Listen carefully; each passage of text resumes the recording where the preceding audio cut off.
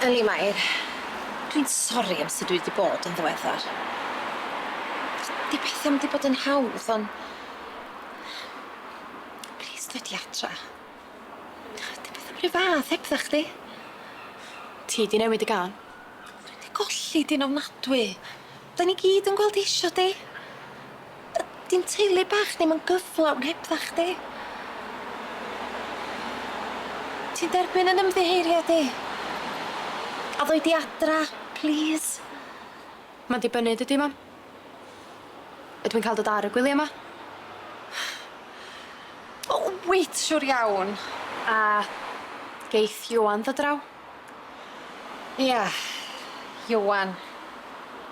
Keith.